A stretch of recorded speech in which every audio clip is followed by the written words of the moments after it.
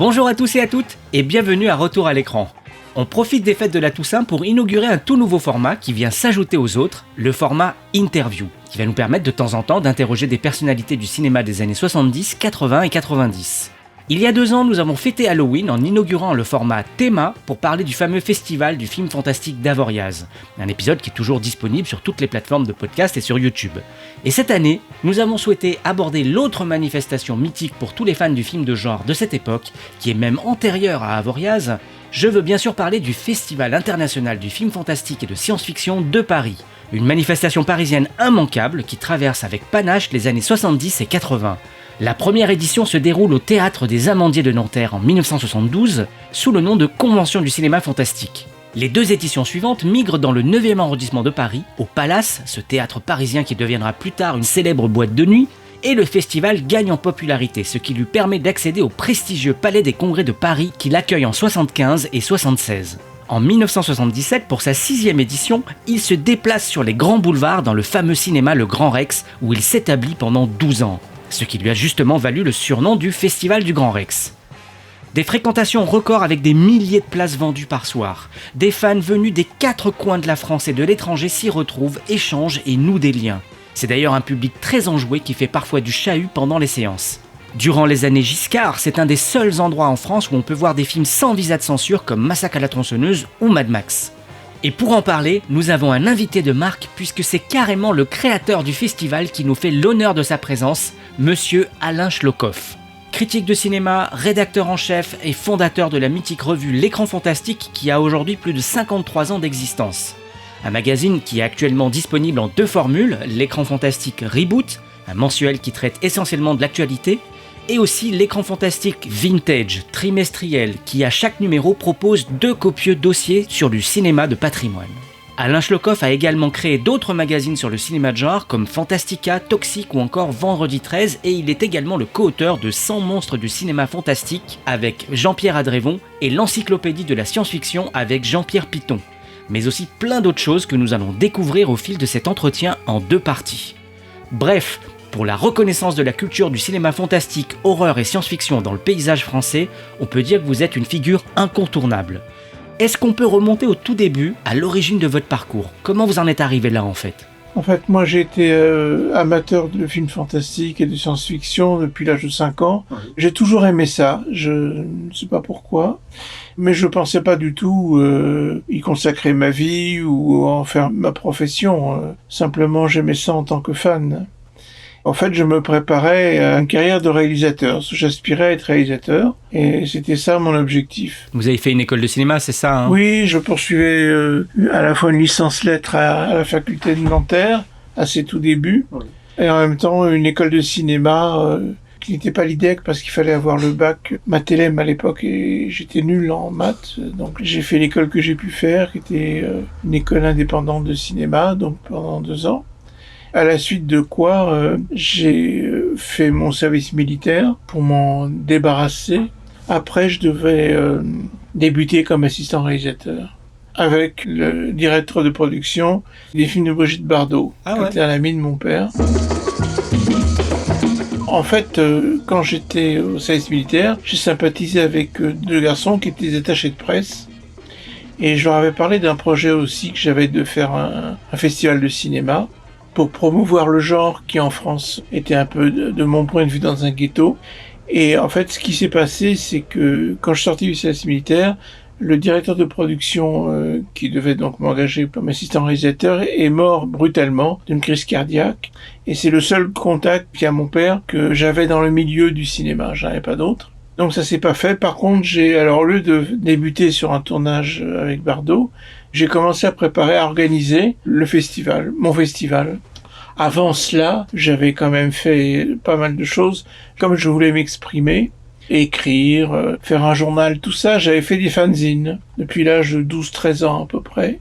Et il y avait quelqu'un à l'époque en France que j'admirais, qui était un journaliste, qui s'appelait Jean Boulet, qui avait écrit des livres et des numéros de revues, tout ça, sur le cinéma fantastique. Je l'avais connu vers l'âge de 14 ans parce qu'il animait une sorte de ciné-club à Asnières où il présentait le cauchemar de Dracula. Je l'avais vu là-bas. Et après, il a créé une librairie, la première librairie de bande dessinée en France, s'appelait Le Kiosque. Et je suis donc allé le voir tout de suite, on a sympathisé et tout.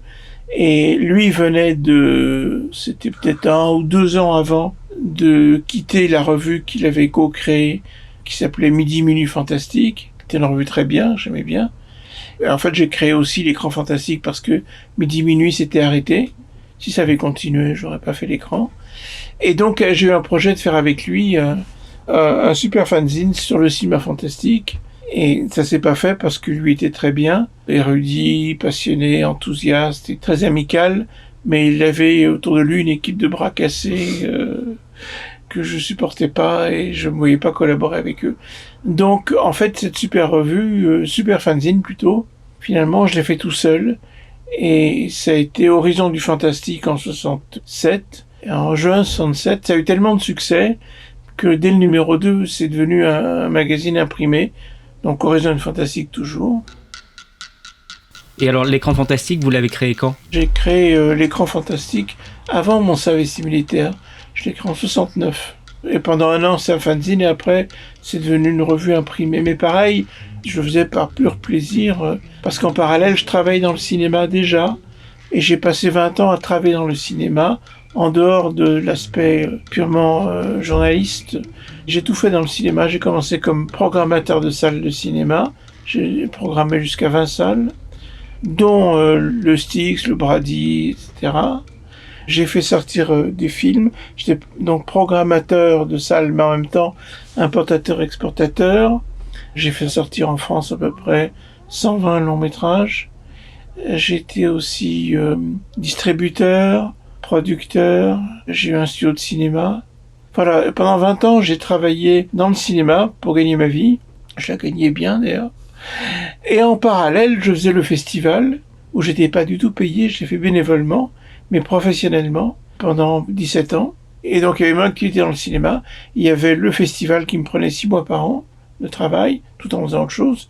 Et il y avait mes activités de journaliste, si je puis dire entre guillemets, avec l'écran fantastique et d'autres revues que j'avais créées après. Et votre entrée dans le cinéma, l'exploitation, tout ça, c'est né du festival ou... Non. Ah non, justement, c'était avant. J'ai travaillé dans le cinéma avant de faire mon festival, et c'est parce que j'avais toutes les connexions que j'ai pu organiser mon festival en faisant venir les films de l'étranger. Parce que j'avais une différence par rapport à tous les programmateurs de cinéma qu'il y avait en France. J'étais spécialisé dans le fantastique. Il n'y a que ça qui m'intéressait. Les autres, non. Un programmateur de cinéma, en fait, sa fonction, c'était de programmer une salle par rapport au public de cette salle. Et il se servait pour ce faire chez les distributeurs. Il prenait les films, choisissait les films qui allaient sortir en France. Moi, en fait, j'ai beaucoup voyagé depuis l'âge de 13 ans à l'étranger. J'ai été, par exemple, à la Hammer Film à Londres. J'ai sympathisé avec les gens de la Hammer. Et après, le directeur de la Hammer et moi, nous sommes devenus amis. Mais au début, j'avais 14 ans et j'étais juste chercher des dossiers de prêt, des affiches, des trucs qui me donnaient un air sympathique. Après, ils m'ont invité sur les tournages. Trapped like animals in a cage and getting closer and closer, suffocating them with terror. The reptile. Et donc, je suis rentré en contact avec les producteurs de la Hammer et d'autres, et j'avais tout le réseau, enfin, toutes les filières, pour pouvoir importer des films. Et donc, ma particularité en tant que programmateur, et ensuite en tant qu'organisateur de festival, ça a donc été de faire venir des films du monde entier, et de pas me limiter à ce qui attendait sagement dans les boîtes des bureaux des distributeurs français. Il y a des choses intéressantes, évidemment. Bon.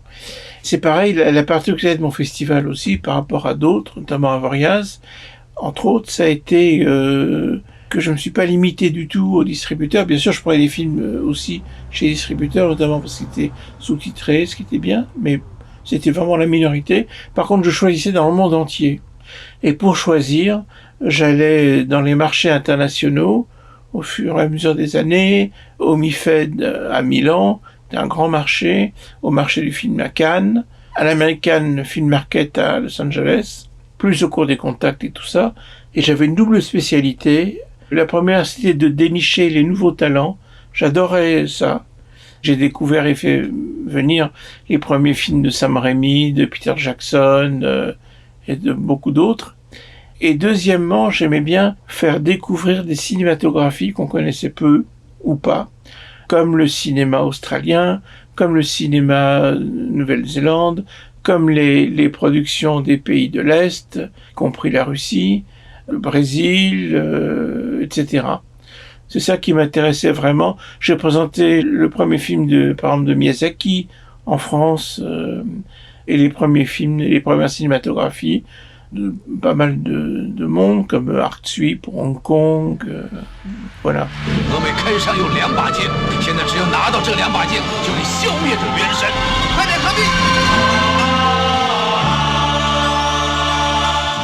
Alors comment était considéré le cinéma fantastique dans les années 60 Le cinéma fantastique et d'horreur de manière générale, mais aussi dans la presse en particulier. Alors le cinéma fantastique et d'horreur en France dans les années 60 était, comme dans le monde entier, un cinéma commercial, entre guillemets, c'est-à-dire que les gens, le public, allaient les voir, public populaire en général, voilà.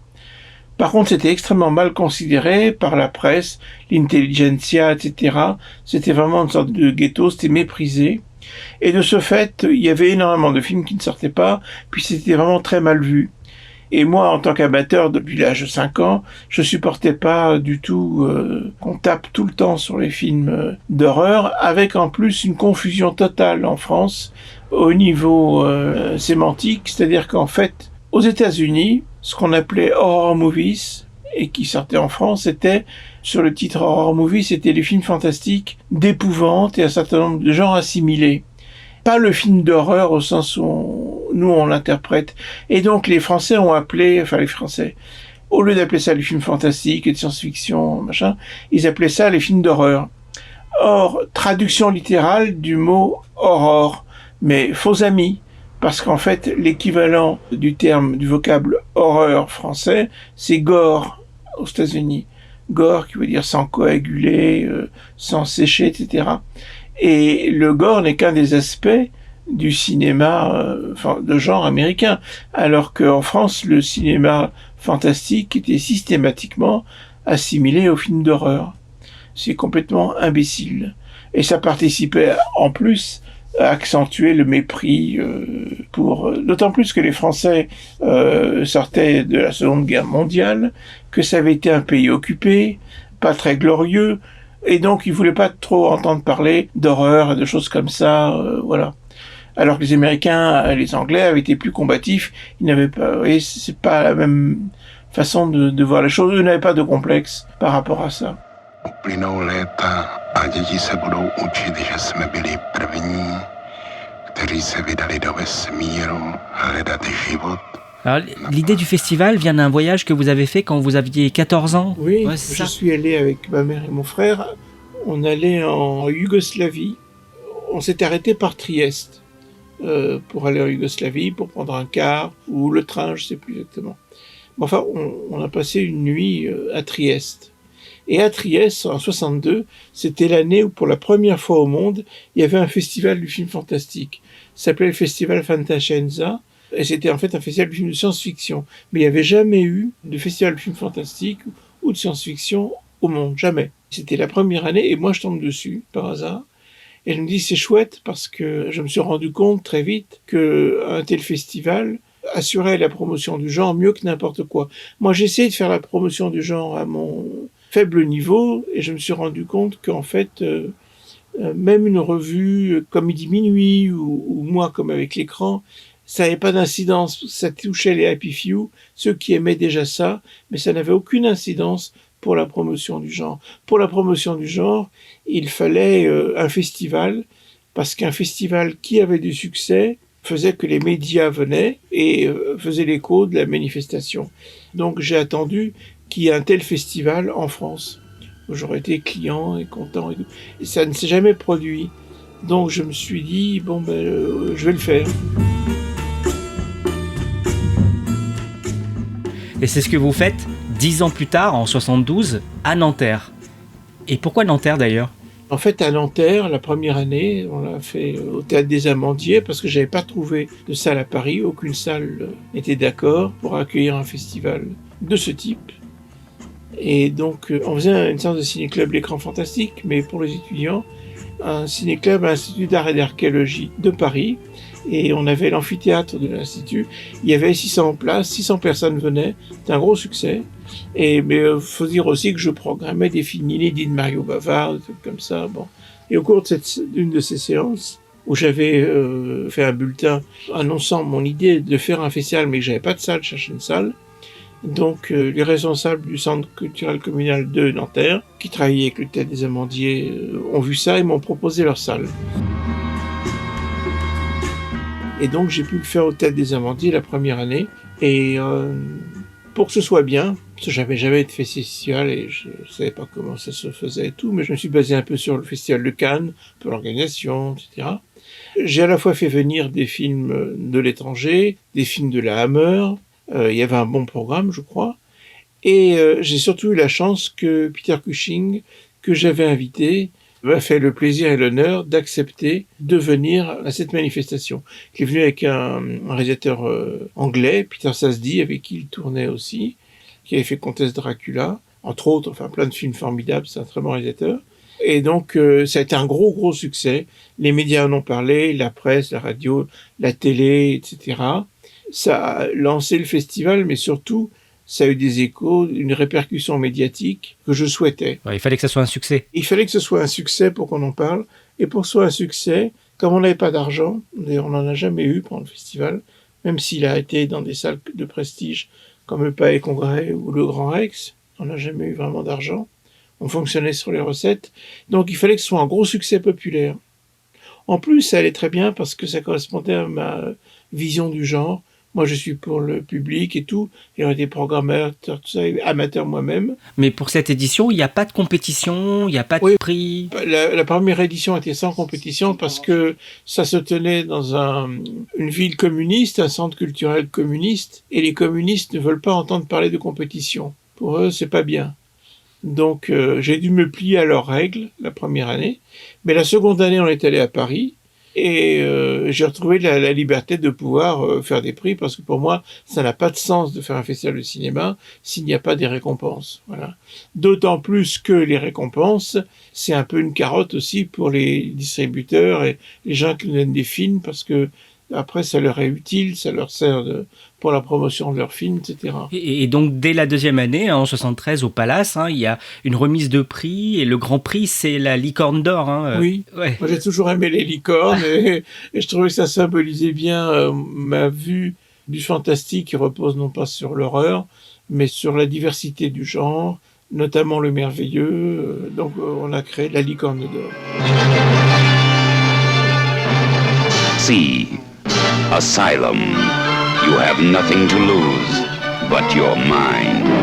Alors le premier film à recevoir le Grand Prix de la Licorne d'Or, c'est Asylum de Redward Baker. Oui. Et alors c'est un film à sketch écrit par Robert Bloch, le romancier derrière Psychose. Il y a 4 histoires entre elles et dans le casting il y a Peter Cushing qu'on peut voir dans le rôle du Grand Moff Tarkin dans La Guerre des Étoiles, mais qui est aussi un des comédiens phares de la Hammer Film. Et alors Asylum, vous avez un souvenir du film C'est un film de l'Amicus. L'Amicus était une firme rivale de la Hammer. Mais la Hammer était un vrai studio parce qu'ils étaient propriétaires des studios de Bray, ils avaient un personnel, ils faisaient des contrats avec les acteurs, avec les techniciens à l'année, etc. C'était le studio indépendant anglais le plus important, un vrai studio. Alors que l'Amicus, ils n'avaient pas de studio, ils n'avaient rien, c'était que des films en fait. Ils avaient une société, mais cela dit, au niveau de la production, ils tournaient dans d'autres studios, comme Elstree, par exemple, alors que la Hammer, au début, tournait chez elle dans les studios de Bray. Après, la Hammer a vendu les studios de Bray, est allée aussi tourner à Elstree. Mais le catalogue, ce que produisait Amicus était très intéressant, parce que, si vous voulez, la Hammer, qui était dirigée par Michael Carreras, le fils de James Carreras, qui était la personne qui avait relancé la Hammer après la guerre, qui avait été créée par son père, mais qui avait périclité. Donc, les gens de la Hammer, à la tête, ne s'intéressaient pas du tout au fantastique. La force de la Hammer, c'est qu'au sein des producteurs de la Hammer, pas des dirigeants, mais au niveau des producteurs et des réalisateurs, des chefs décorateurs, tous ces gens-là, il y en avait beaucoup qui s'intéressaient au fantastique et qui étaient vraiment passionnés. parce qu'une qualité comme celle de la Hammer, c'est pas gratuit. C'est pas parce que le patron du studio a décidé de faire un film commercial que le film va être réussi, soigné. Non, c'est toute une équipe. Bon. Et pourquoi j'en parle? Parce que l'Amicus est différent dans la mesure où l'Amicus était dirigé par Milton Subotsky et Max J. Rosenberg, deux Américains. Alors il y avait un commercial, Rosenberg, et Subotsky, donc co-patron de la firme, lui était passionné par le fantastique, la science-fiction et l'horreur. C'est très très différent. Et d'ailleurs, la Hammer s'est lancée dans le genre horreur gothique avec Frankenstein s'est échappé, avec Christopher Lee et Peter Cushing. Et Frankenstein, c'était une idée de Milton Subotsky. Et Milton Subotsky, qui n'avait pas encore l'Amicus, avait été voir la Hammer pour leur proposer de faire un Frankenstein que lui produirait. Et la Hammer a refusé. Enfin, ça ne les a pas intéressés en un premier temps. Ils l'ont fait en douce quand même, hein, ce qui a beaucoup déçu Subotsky. Et donc, en fait, il s'est peut-être un peu vengé en créant l'Amicus, hein, je crois. Ah, c'est marrant parce que Milton Subotsky, c'est quelqu'un qui est en lien avec le remake de La Féline, hein, oui, par Paul Schrader, et j'en ai parlé récemment dans un épisode express, comme quoi le monde est petit. Et donc la Amicus... Et donc j'ai suivi aussi en tant que fan les films de l'Amicus dès le départ. Et c'est vraiment une très bonne production, très très bonne production. Donc on avait l'année où Asylum a eu le prix, la Licorne d'Or, il y avait un autre film de l'Amicus qui était présenté, qui était Tales from the Crypt, avec Peter Cushing. If you dare.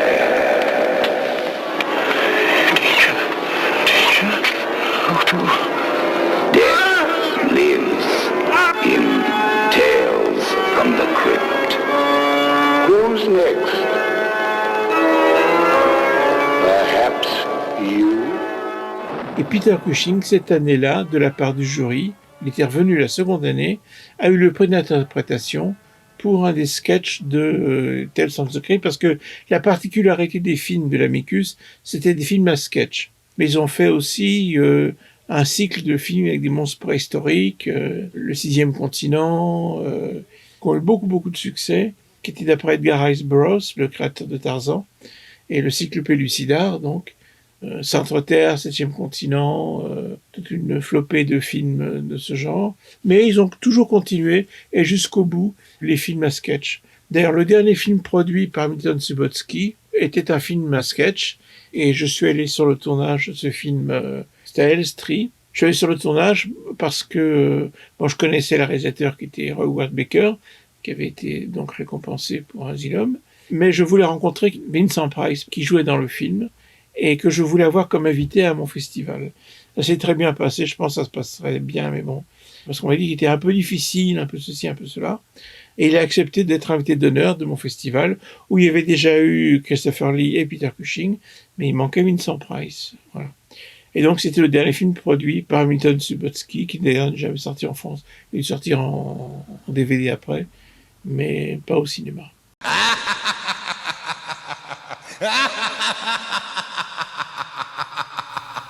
Et quand il y a des stars comme Peter Cushing, Vincent Price et Christopher Lee qui viennent au festival, comment réagit le public ? Moi, j'adorais Peter Cushing. Franchement, c'était mon acteur préféré, et ça l'est toujours. Je voulais le faire connaître au public français. On connaissait Christopher Lee, mais on connaissait pas Peter Cushing, pas vraiment. Enfin, les gens l'appréciaient sans savoir vraiment qui c'était, mais les gens ont été absolument ravis. Il a été ovationné et tout ça, les gens étaient... C'était une star, Peter Cushing.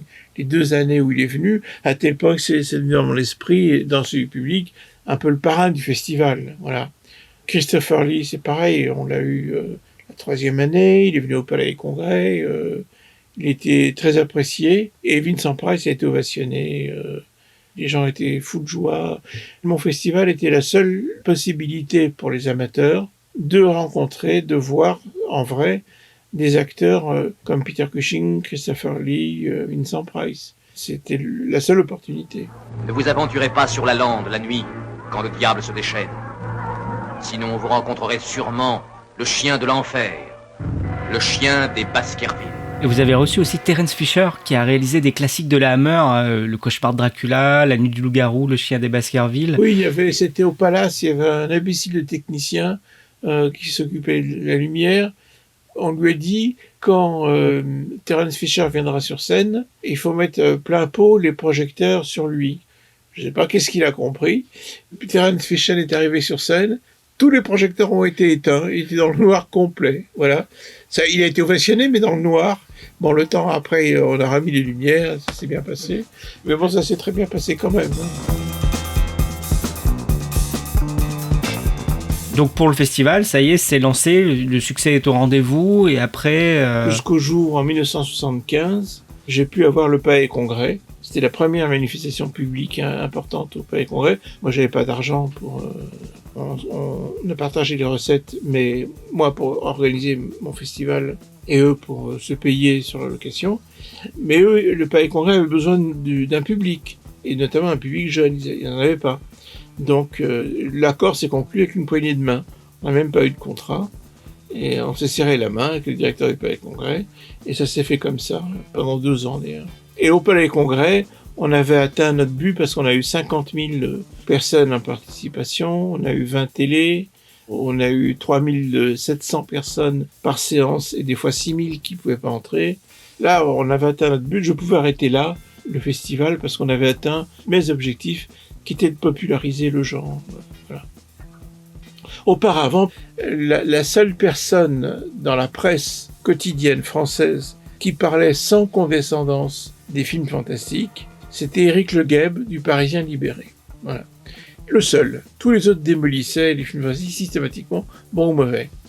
Et lui, après, je l'ai pris comme membre du jury permanent dans mon festival, évidemment, pour le remercier. Et d'ailleurs, ça se passait comment pour la composition des jurys, tout ça? Alors la composition du jury, je prenais des... là encore, pour que ce soit à la fois représentatif, que ça touche aussi les médias, je prenais des gens, disons, entre guillemets, des célébrités, ou des gens très compétents et connus, mais qui s'intéressaient aux gens qui aimaient ça, voilà. Un réalisateur, comédien, journaliste, etc. J'ai une anecdote. La première année au Palais des Congrès, pour dire que les techniciens et les salles sont pas toujours très à la hauteur. La première année au Palais des Congrès, c'était une salle de 3700 places. C'était la salle, une des salles de cinéma les mieux équipées en France. C'était au niveau de l'infrastructure l'équivalent d'une chaîne de télé genre FR3. Donc ils avaient énormément de matériel et tout. C'était vraiment énorme. Mais les gens étaient plus ou moins incompétents. C'est-à-dire que par exemple, la première soirée au Palais des Congrès, pour mon festival, la lampe du projecteur de la salle a pété. Et il n'en avait pas de rechange. Et ça, je l'ai su 2 heures avant la séance. Ce qui veut dire que la première séance au Palais des Congrès, si on n'avait pas de lampe, et eux étaient incapables de m'en fournir une, la soirée était annulée. La première soirée, 3700 places. Heureusement, j'avais mon directeur technique qui était un as. Il s'est démené, il a trouvé cette lampe, il l'a apportée au Palais des Congrès, et ça a pu se dérouler normalement. Et dans la communication autour de votre festival, il faut aborder les affiches, qui sont souvent sublimes. Vous savez pourquoi on a de belles affiches? On a eu de belles affiches, tout simplement parce que à Cannes, pendant 2 années, et surtout la première, il y a eu des affiches extraordinaires qui ont été faites par Siudmak, un artiste polonais. Il a fait des affiches dans le genre de celles de Salvador Dali, dans la période de réalisme fantastique de Salvador Dali. Et donc il a fait des affiches sublimes. Et les affiches qu'il a faites pour Cannes étaient tellement belles que ça apportait de l'ombre à la direction de Cannes, et ils l'ont viré. Ils l'ont dit, on parle que de vos affiches, et on veut pas de ça. On veut qu'on parle du festival et pas des affiches du festival. Et je voulais entrer en contact avec lui, parce que jusqu'à présent, on n'avait pas eu de moyens pour les affiches. C'était en noir et blanc. La couleur était une fausse couleur. Mais là, on voulait j'avais quelqu'un qui était prêt à financer une vraie affiche. Et je cherchais comment entrer en contact avec Siudmak. Et Siudmak, à ce moment-là, m'a appelé.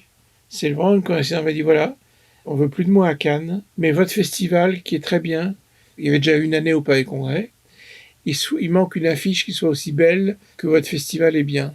Et donc, il s'est proposé, je dis, ok, j'adore ce que vous faites.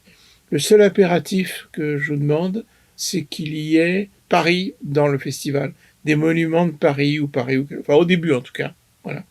Et donc, il a fait la 2e année du Palais des Congrès, et on a collaboré avec lui pendant une 10aine d'années, ou peut-être plus.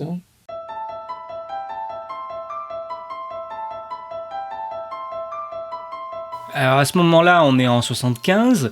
Vous avez créé l'Écran Fantastique, qui marche très bien. 3 ans après, il y a Jean-Pierre Putters qui vous emboîte le pas. Il conçoit Mad Movies, c'est une autre revue avec un ton différent du vôtre, mais sur le genre. Vous avez créé votre festival, suivi là encore 1 an plus tard par le festival d'Avoriaz. Bon, alors vous êtes clairement précurseur de tout ça, mais est-ce qu'en 75, vous sentez venir un changement dans l'approche du film de genre par la presse, le public Non, je n'ai strictement rien senti venir. Si j'avais senti venir quoi que ce soit, j'aurais rien fait. J'aurais attendu que ça se passe. Donc non, j'ai pris l'initiative parce que rien ne se passait justement. Mais ce qui s'est passé, c'est que en 75, les choses ont commencé à changer, et notamment avec l'Exorciste. Là, ça a été un peu la révolution. Pas Rosemary's Baby, parce que Rosemary's Baby, de mémoire, est de 68. Bon, ça a été un film apprécié, mais ça n'avait pas de répercussions plus que ça. Au niveau du grand public, ce qui a tout changé, c'est l'Exorciste. Avant, si vous voulez, les films fantastiques sortaient dans des circuits indépendants, dans des salles indépendantes, chez des distributeurs indépendants. Les gros distributeurs, les grosses salles, s'en fichaient complètement, ne voulaient pas entendre parler. Mais d'un seul coup, ils se sont rendus compte que ça pouvait être lucratif. Et à ce moment-là, les majors ont commencé à se saisir des films, à les distribuer, à en produire et tout, ce qui progressivement a tué les indépendants, puisqu'ils ne pouvaient pas lutter contre ça. Mais moi, j'étais content parce qu'en fait, ce qui m'importait, c'est que le plus de gens possible aillent voir ces films et aiment ça, etc. J'étais très content de cette évolution. Mais dans ce cas-là, qu'est-ce qui vous pousse à continuer le festival alors ? Alors pourquoi j'ai continué le festival ? J'aurais pu arrêter. C'était un tel travail, le festival, pour moi, que chaque année, pratiquement, je crois, pendant 17 ans, je me suis dit que j'arrêtais là. Mais j'ai quand même continué. Mais finalement, j'ai continué pour une seule raison, c'est que le public me le demandait. Les fans et tout me le demandaient tout le temps. Bon, j'ai pas voulu les décevoir, donc en fait, j'ai continué surtout pour eux. Cette histoire vous entraînera dans l'irréel. Elle vous tiendra en haleine du début jusqu'à la fin. Votre imagination sera sollicitée comme jamais elle ne l'a été. Oh mon Dieu! Oh mon Dieu! Un film exceptionnel à ne pas manquer. Et donc là, on est en 77, c'est la 6e édition, et cette fois, ça se passe au cinéma Le Grand Rex. Le festival va y rester pendant 12 ans, jusqu'à la dernière édition. Il devient même le festival du Grand Rex. Et j'aimerais parler avec vous de quelques films du palmarès.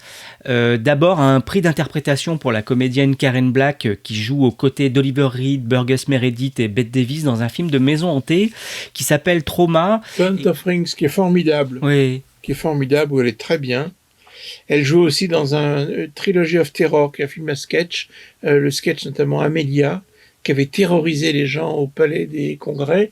Et d'ailleurs, c'était la même année où on passait Burnt of Rings. Trilogy of Terror et Burnt of Rings étaient réalisés par Dan Curtis, qui était un producteur, metteur en scène américain, qui a créé Dark Shadows. C'est un type formidable qui avait fait des versions pour la télé, mais sorti au cinéma après, américaine, de tous les classiques, Le Tour d'écrou, Frankenstein, Dracula, un très beau Dracula avec Jack Palance. Et donc il avait réalisé ce film Burnt of Rings. Et comment vous avez découvert le film ? Vous l'avez découvert en festival ?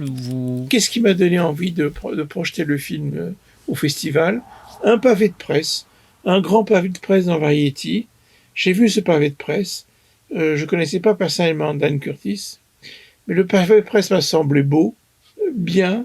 Le casting était super. J'ai eu l'intuition que ce serait un grand film. Et c'était le cas. Quand je l'ai passé au festival, je ne l'avais pas vu. La copie venait d'être terminée. Mais je savais que ça serait un bon film.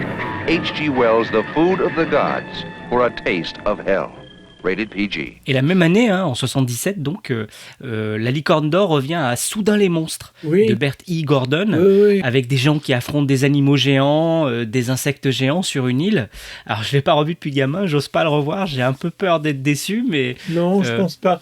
Alors, la particularité, c'est très marrant, de Bert E. Gordon, c'est qu'il s'appelle Bert E. Gordon. En initial, ça donne Big. grand. Et il n'a fait que des films sur le gigantisme. Et le Fantastique comme Colosse, c'est le premier film que j'ai vu de Bertie Gordon avec un homme géant, voilà. Et il en a fait plein, avec des géants, etc. C'est marrant, hein, ses initiales et sa spécialité. Et il l'a pas fait exprès, hein. Bon. Et le Fantastique comme Colosse, j'ai vu à 10 ans, à Paris, oui, quand il est sorti. C'est un film de 57, mais il est sorti en 58 à Paris. Et j'ai bien aimé. C'était des films où il faisait tout, Bertie Gordon. Il faisait les effets spéciaux, la production, la réalisation, etc. Et je pense que Soudain les monstres est un de ces rares films faits en couleur. La plupart étaient en noir et blanc. Et là aussi, il a supervisé les effets spéciaux et tout. C'est un petit budget, mais il s'en est très bien tiré. Et c'est un bon film. Moi, j'ai revu il y a quelques années. Je trouve qu'il tient très bien le coup, hein. Ça a toujours été un petit film, hein, mais c'est très bien fait. J'ai jamais rencontré... Alors, Bertie Gordon, je ne l'ai jamais rencontré, mais aujourd'hui, au moment où on fait cette interview, c'est son anniversaire, il a 100 ans. Ah, mais il est encore vivant ? Il est encore... Ah ouais, ok. Et en 79, il y a 2 éditions la même année, donc il y a 2 grands prix. Tout d'abord, Halloween, la nuit des masques, dans lequel Jamie Lee Curtis remporte le prix d'interprétation féminine, et le film reçoit la Licorne d'or. Alors c'est John Carpenter. John Carpenter, j'ai fait venir son premier film, Dark Star, que j'ai passé au Palais Congrès. J'ai suivi sa carrière. Vous savez comment j'ai connu Carpenter ? J'ai connu quand il avait 15 ans. Il faisait un fanzine. Et je lui ai commandé son fanzine. Ah ouais. Et il me l'a envoyé ici. Ah ouais, d'accord. C'est fou, hein ? Ouais, c'est fou, je savais pas ça. Donc et mon frère était attaché de presse de plusieurs de ses films. Ah, ok. Et donc, on a présenté Halloween, qui a vraiment terrorisé le Grand Rex où on l'a passé. Puis il a une particularité, comme tout le monde sait, Carpenter. D'ailleurs, maintenant, il fait surtout ça. Mais enfin bon, c'est la musique, hein, il compose.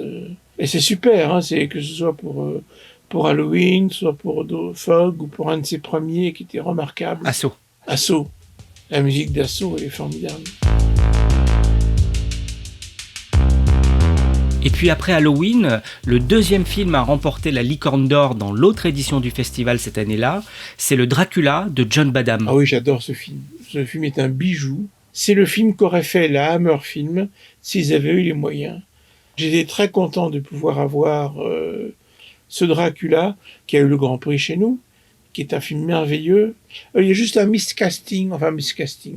Dans le rôle de Van Helsing, son acteur préféré, c'est Laurence Olivier. Mais Laurence Olivier est ridicule. Malgré tout le talent qu'il a, il est ridicule. Pourquoi il est ridicule ? Parce qu'il a voulu être fidèle au personnage hollandais de Van Helsing. Mais cette fidélité est une bêtise, parce que nous, entre-temps, qui on avait vu ? Peter Cushing dans le rôle de Van Helsing, qui est tellement bondissant, tellement viril, tellement... que, en fait, pour nous, c'était plutôt cette image-là, Van Helsing. Alors que là, il reprend le personnage... du roman, tout ça. Et ça le rend un peu fade. Et ça rend fade et idiot. C'est le seul défaut, seul bémol du film. Sinon, le film est formidable, avec une musique absolument magnifique. Frank Langella, qui avait joué 2 ans le rôle sur scène à Broadway, est naturellement formidable.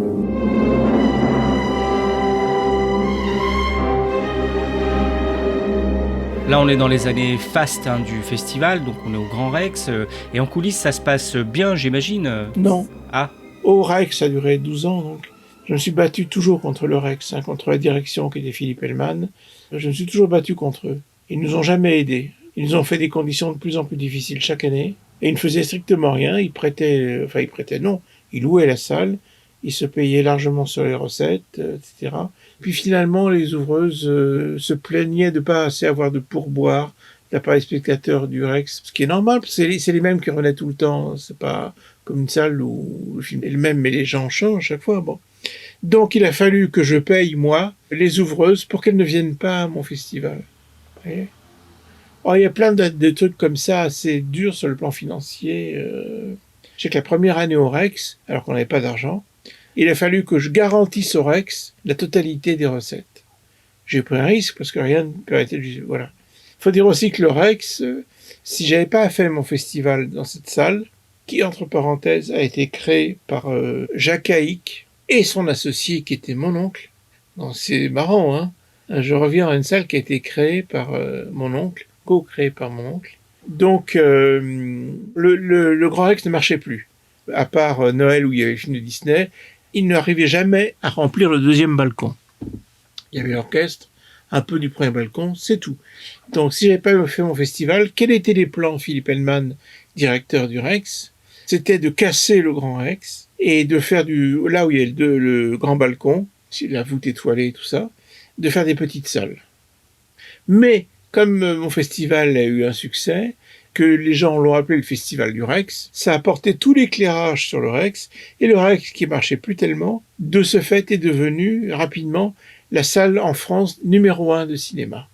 On a fait des séances, par exemple, pour Massacre à la tronçonneuse, pour Mad Max, où il y avait à peu près 7000 personnes qui pouvaient pas entrer. Je suis l'aigle de la route. C'était des films qui étaient censurés pendant le septennat de Voilà, Giscard. dès la première année, j'ai passé des films sans visa de censure. Comment ça s'est passé J'ai menti, j'ai triché. Le président de la commission de censure, que j'avais été voir, je faisais des démarches administratives comme il fallait, en pleine bonne foi, m'avait dit « Je vous autoriserai à passer un film sans visa de censure, mais un seul. » Sachant que mes films venaient donc de l'étranger, la plupart. Pour avoir visa de censure, il fallait avoir la copie ici, 3 mois avant. C'était une démarche administrative. Je pouvais pas. Moi, mes films, ils arrivaient une semaine avant. Bon. Donc, j'ai dit OK. Et j'ai pas tenu compte de ce qu'il m'avait dit. Et j'ai passé les films sans visa de censure. J'ai pris le risque chaque année. Jusqu'au jour où Jacques Lang a été nommé ministre de la Culture. Et lui m'a aidé tout de suite. Et grâce à lui, j'ai pu continuer à passer les films sans visa de censure, mais cette fois-ci officiellement. Cette histoire vraie est le plus horrible, le plus monstrueux crime qu'on ait jamais vu sur un écran. Massacre à la tronçonneuse. Alors, il y a deux choses. Premièrement, je passais les films sans visa de censure. Ça a été le cas pour tous les films, et notamment les films de Lucio Fulci, qui passaient en intégrale chez moi. Mais deuxièmement, il n'y avait pas la vidéo, enfin, il n'y avait pas le DVD, il n'y avait pas tout ça. Bon. Donc, si vous loupiez un film au festival, et si le film ne sortait pas en France, il n'était pas acheté par un distributeur, c'est quand même le cas de beaucoup de films, hein, bon, vous n'aviez plus aucune possibilité de revoir le film. Et en plus, je faisais en sorte que les films passent qu'une seule fois. C'était pas une double ou triple séance.